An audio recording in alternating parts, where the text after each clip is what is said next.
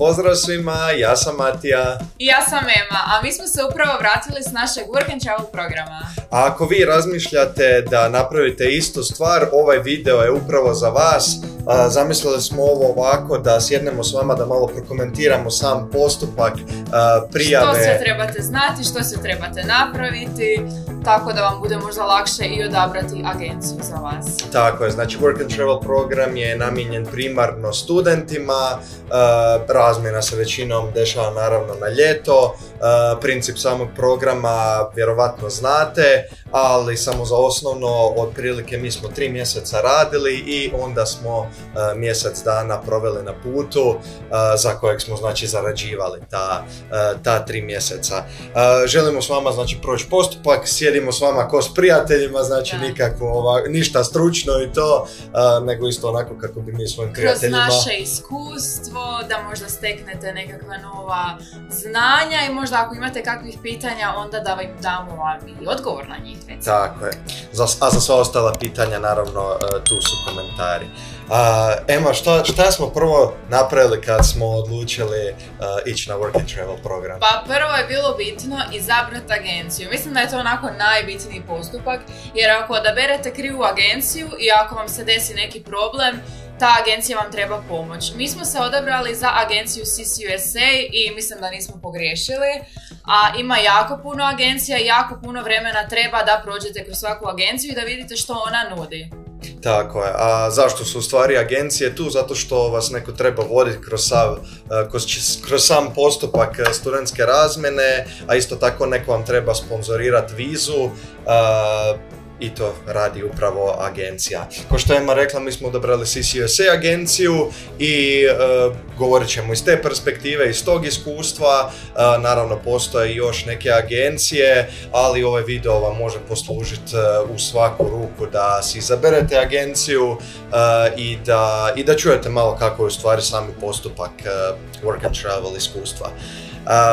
Kada odaberete agenciju, pogledate kakve sve opcije agencija nudi, sve to ima neke svoje prednosti i mane.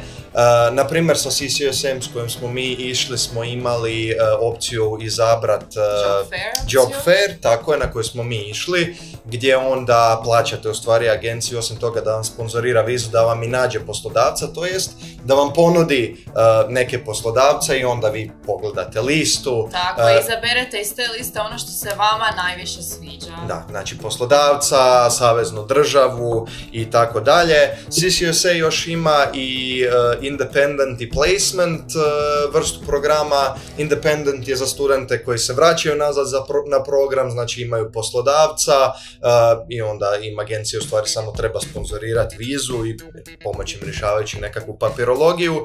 A Placement opcija je većinom za studente koji kasnije malo krenu u sam postupak, prijave na Work and Travel program, tako da je onda Placement opcija da vam u stvari agencija da te preostale poslodavce, to jest baš vas stavi kod jednog poslodavca bez mogućnosti izbora. Naravno i cijena samih opcija se onda razlikuje. I također svaka agencija ima drugačiju cijenu i svaka opcija ima drugačiju cijenu, tako da na to sve treba pripaziti. Da, definitivno preporučam ovu našu ako idete prvi put. Isto tako, trenutno je 11. mjesec, odlično vrijeme za prijavu na program. Čim program krene završavati, znači kraj ljeta, početak jeseni, a hoćete se prijaviti za nagodinu, mislim da je to idealno vrijeme za... Mi smo se isto prijavili ovako neki u 11. mjesecu prošle godine i evo nismo požalili. Tako je. Nakon što izaberemo agenciju, šta moramo? Riješiti papirologiju. Mi smo imali nekoliko papira koje smo morali dobiti nekakve potvrde. Prva je bila za redovito studiranje, to uzmite od fakulteta. Zatim je bila potrebna potvrda da niste kažnjeni, što mi nismo, hvala Bogu, bili. Onda je bila potvrda za šta još? Različiti formulari. Od doktorice, da niste nešto teško bolesni i neki formular za bolesti da se ne rušite i slično, to vam doktorica sve napiše. Šta još? Pa tako, to većinom ovisi od agencije do agencije koju dokumentaciju oni traže, znači to je sve dokumentacija koja ide agenciji.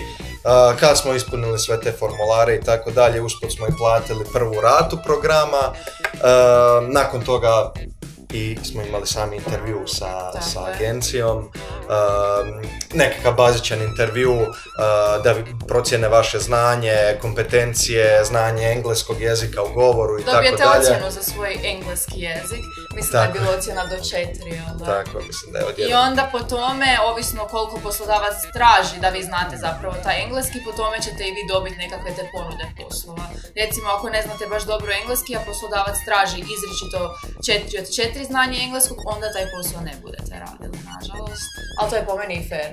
Tako je, naravno. Ako radite s ljudima morate dobro znati engleski, ali puno ljudi smo mi u stvari upoznali koji su došli na program i nisu znali engleski, ali su došli iduće godine i sad imaju takav naglasak. Pa to se s iskustvom riješi. Ja mislim da to uopće nije problem. Ako ne znate ništa beknute engleskog, recite bok, kako si, dovoljno za neke poslove.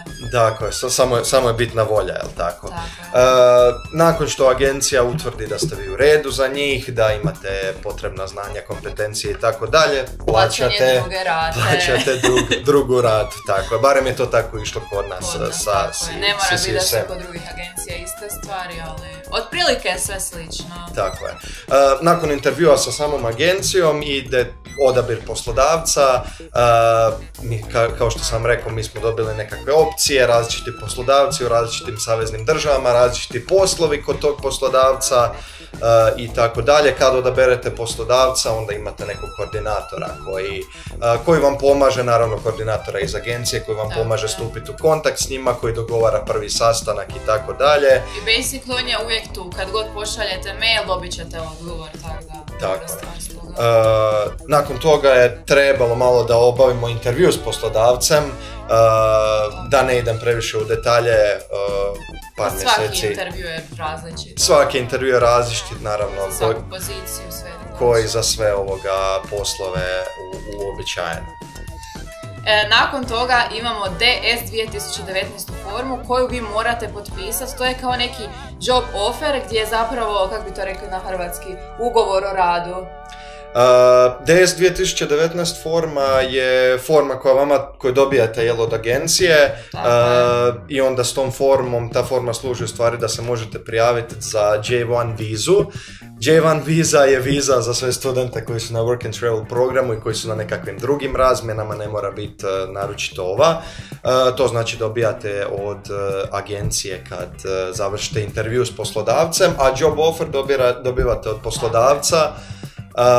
Poslodavac klasičan ugovor o radu, kakva će vam biti satnica, kakvi su uvjeti na radu, morate dobro pročitati i onda potpisati, naravno. Da, šta se traži od vas. Jer tu ako potpišete i na, recimo, satnica nije tako koju ste htjeli, kasnije nema mijenjanja. Tako je.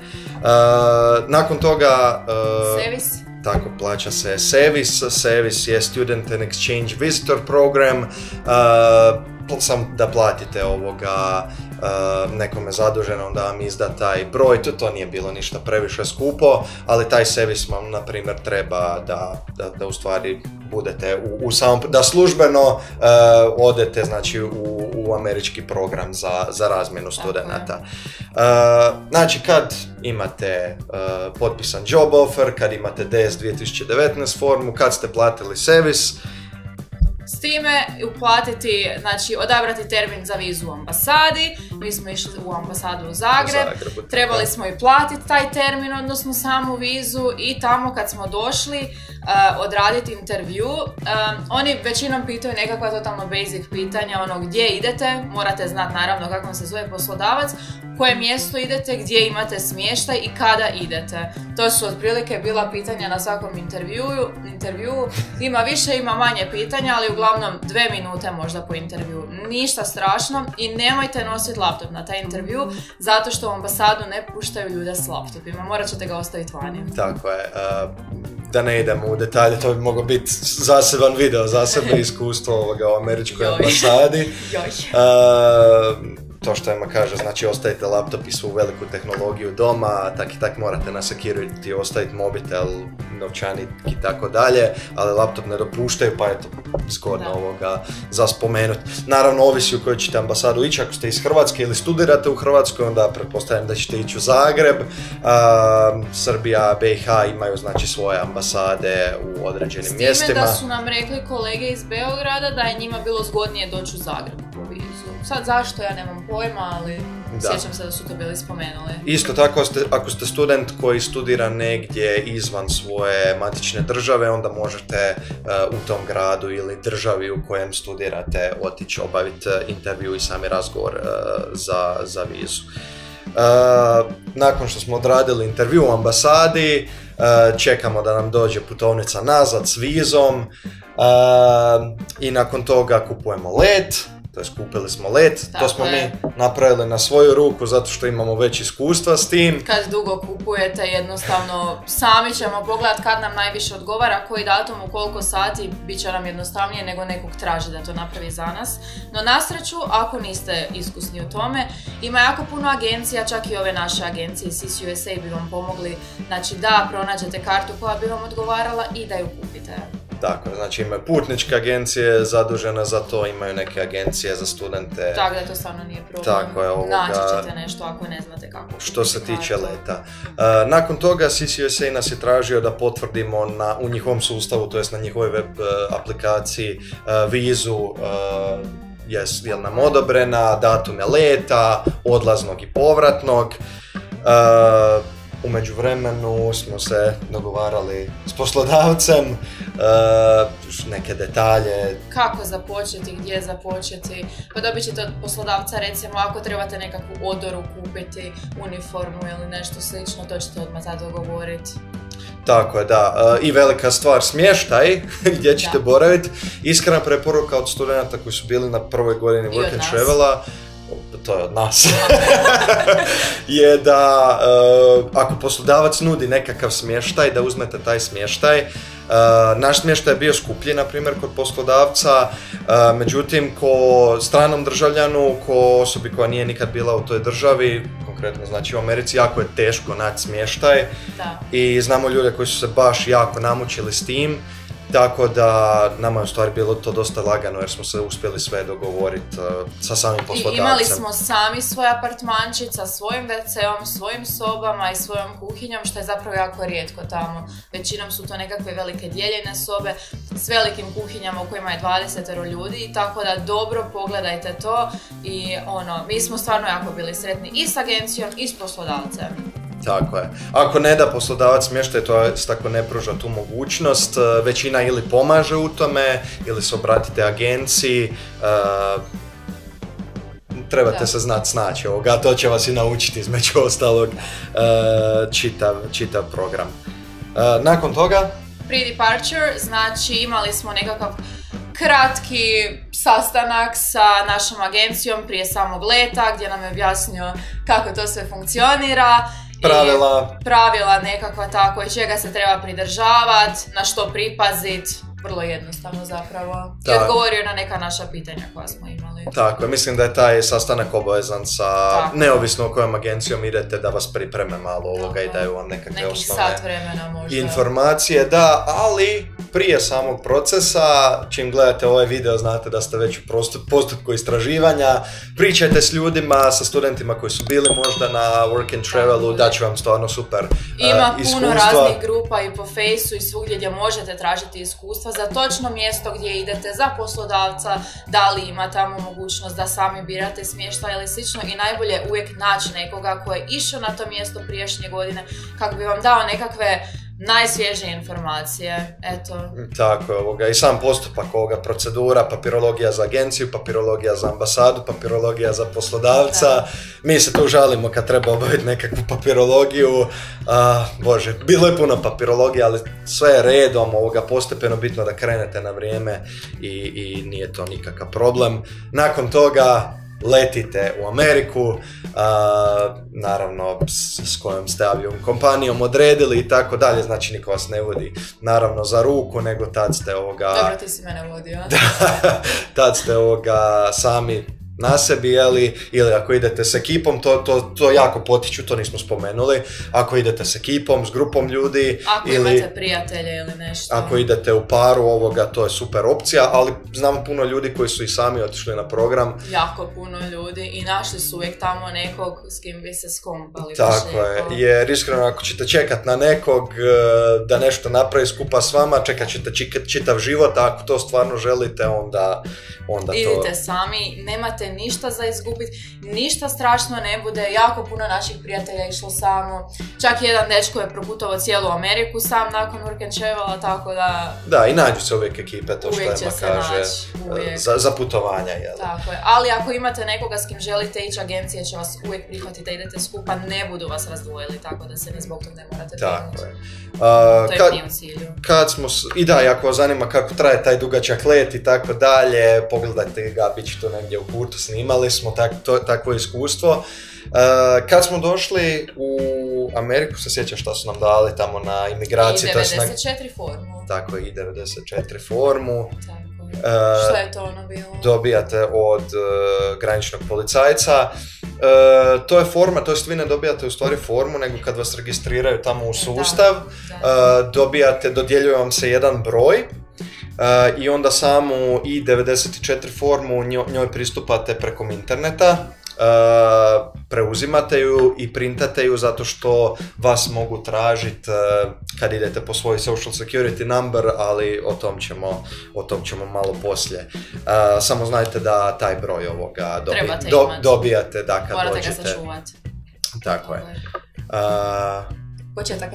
Početak rada, da. Doslovno dođete tamo, kako vam je poslodavac rekao, tad počinjete raditi, sve po dogovoru.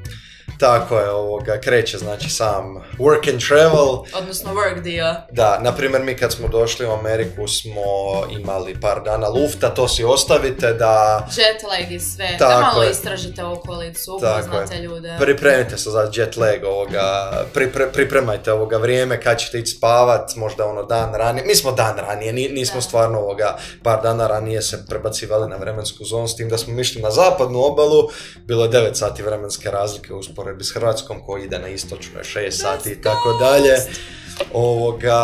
Ostajte si par dana kad dođete tamo prije samog datuma početka rada da se možete smjestiti, raspremiti, što ima kaže, jet lag i tako dalje. Mislim, ja kad sam išla tamo nisam imala jet lag, ovdje vratili smo se prije 10 dana, mene to još uvijek pere, tako da, valjda ovisno, ne znam o čemu. Ovisi kako se pripremiš, koliko spavaš, kad treba spavat i tako dalje. Tako je. Tijekom boravka u Americi svaki 30 dana se trebate čuti s agencijom, to je zahtjev od ministarstva američkog da se čujete sa svakom agencijom. To stvarno nije ništa strašno, 2 minutice vam treba za to, svakih 30 dana. Mi smo, na primjer, sa CCSA-om ispunjavali neku formu svakih 30 dana. S tipičnim pitanjima, sviđa li vam se na poslu, da li ste zadovoljni, imali kakvih problema. Da li je sve kako treba, šta ste radili zadnjih mjesec dana. Bilo je jedno fora pitanje koje sam ja jako voljela rješavati u CCSA-om upitniku. Nešto kao 3 nove stvari koje do sad nisi radio, nek si sad tek tamo radio. 3 kulturološke aktivnosti, tako se zvalo. Meni je to baš bilo fora jer smo uvijek nešto šta smo radili, pa se onda toga opet prisjetiš, ne znam, voljela sam to pitanje. Da, iako se ispunjava forma, znači uvijek se možete javiti agenciji tijekom svog boravka u Americi, jer oni su vam u stvari tu. Neke druge agencije znam da imaju tipa Zoom meeting ili tako nešto, ali ovo je puno lakše, ko bi se sad opet dogovarao čitav vrijeme, ukomponirao sve. Da, trebate se onda dogovarati za te mitove, ovo je bilo odlična stvar što smo imali. Da, dodatno? Po dolasku,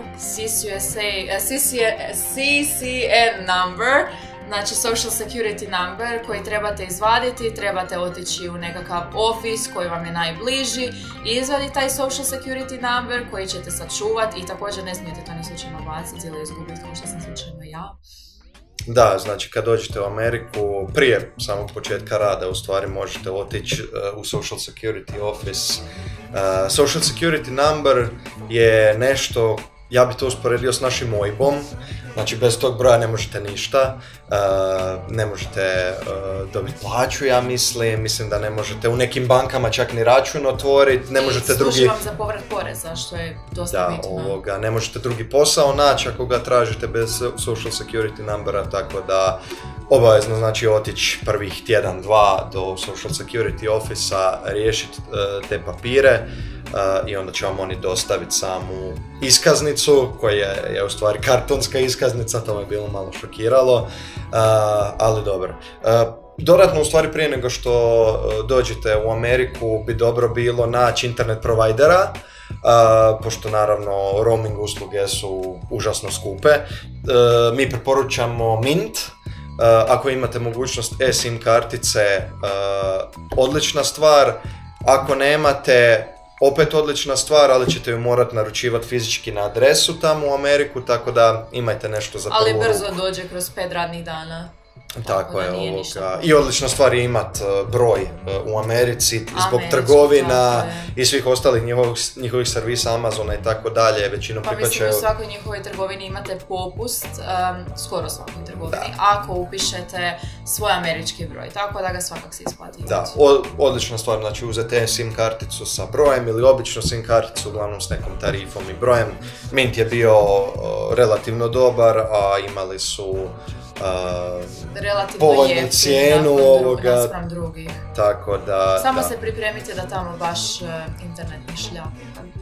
Da, infrastruktura nije kao kod nas, ali internet jeftiniji ako ništa. Da, što je ma rekla, social security riješit, kad dobijete social security ili možda čak prije toga možete otići do banke. Naravno morate otvoriti račun u Americi da vam ima kako sjedat plaća na račun. Mi smo otišli na primjer kod Bank of America, velika banka, bilo je skroz ok, to smo čak odradili prije social security numbera. Mi smo čak dobili nekakve novce od njih jer smo se... Nekih $300 smo mi dobili. Imaju super pogodnosti kad otvorite račun kod njih. Da, i velika je banka, kao na primjer i Wells Fargo, oni su isto dosta veliki, a mi smo putovali dosta po Americi i ako se možda vratimo jednog dana ćemo opet putovati, tako da smo htjeli neku veću globalnu banku, ali to je naravno vaš odabir poslodavcu nije toliko bitno. Mi nikakvu naknadu ne plaćamo kod Bank of America za vođenje računa do 25. godine, ja mislim. I zadnji korak dok radite, uživate... Moj najdraži korak. Koji je to korak? Da planiramo putovanje. Mi smo, ja mislim, od kad smo se upoznali, znači prije 8-9 godina, pričali oboje da želimo ići u LA. I West Coast. Da. I ja sam na tom i odrasla i sve te, vidite, pjesmice i sve. I to smo znali da želimo ići tamo i kad su nas pitali iz agencije gdje želimo ići, bilo je tamo. Isto tako kako smo htjeli raditi tamo, htjeli smo obići tu obalu, pa smo ugrubo znali gdje bi htjeli ići. Ali onda kad smo vidjeli kad smo počeli primati plaću, kad smo vidjeli koliko ode novaca na smještaj, koliko na hranu, na nekakve ostale stvari, vidjeli smo koliko ćemo biti u plusu, minusu i znali smo kako isplanirati svoj put u 30 dana da što više toga obiđemo, tako da je najbolje da si pripremite neki okviran plan prije puta možda i onda kad vidite koliko zapravo ćete vi imati novaca za to putovanje, onda da ga nekako detaljno realizirate. Tako je, to je sve na vama, imate priliku 30 dana boraviti u SAD-u nakon vašeg radnog iskustva. Mi smo tih 30 dana iskoristili točno tako. Da, inače radili smo Lake Tahoe, Kalifornija. Držimo ovog medvjedića jer je presladak, to mi je Matija kupio tamo gdje smo radili. Ima majicu na kojoj piše Lake Tahoe, zato ga volim. Mene je medvjedića. Oboje. Oboje. Ali malo više medu. Ja. On je pufastiji. Uglavnom od svih mjesta što sam vidio da drugi studenti idu raditi, ne želim sad ulaziti gdje želite ići, to je sve na vama, da li ćete ali naše je mjesto bilo najljepše. Da. Šta je da je. Kalifornija je bila skupa i tako dalje, i smještaj i namirnice i tako dalje, ali mislim da smo definitivno radili na najljepšem mjestu što sam ja vidio. Stvarno, ljudi moji, nama je bilo jezero prek puta gdje biste svaku večer išli kupat, kao a u jezero, 9. mjesecu isto. A jezero predivno ko Jadransko more, kristalno čisto. Toliko aktivnosti koje smo radili, pedalboard i svašta nešto, 20 metara dubine smo, a mi vidimo doslovno tlo, tako da ja sam baš sretna što smo tamo išli. Da, ako imate nekakve druge preferencije da želite ići na istočnu obalu ili negdje Midwest, Aljaska je odličan odabir. To je stvarno čujemo, super. Da ima jako dobre prilike za studente. Svi prijatelji nam kažu doslovno da je bilo super. Neki idu i na Havaje, to je malo rijeđe, ali i Kalifornija gdje smo mi radili ovoga je rijeđe. I onda smo, naravno, ko što je Ema rekla... Ili ako želite na Martu ili negdje. Da, Martha's Vineyard, jako često mjesto za naše studente, općenito u regiji, na prostorima Zapadnog Balkana. I to bi vam uglavnom bilo to od ovog videa. Ako smo nešto zaboravili napomenut, imate komentare, pišite komentare, mi ćemo rado odgovoriti na sva vaša pitanja. Također na našem Instagramu ćemo podijeliti apsolutno sve slike s naših putovanja kroz idućih par mjeseci jer ima toga za objavljivati, pa ako vas zanimaju i fotke, slobodno gledajte. Tako je, i sad ćemo krenuti objavljivati sadržaj na YouTube-u s našeg putovanja, tako da se definitivno pretplatite na kanal ako vas zanimaju vodiči za sva mjesta koje smo posjetili. Posjetili smo San Francisco, Las Vegas, Los Angeles, San Diego i puno nacionalnih parkova u Kaliforniji, Nevadi, Arizoni i Utah. Tako da ako vas to zanima definitivno se pretplatite na kanal, ostavite like ako vam je video bio zanimljiv i mi se vidimo u nekog od narednih videa. Pozdrav!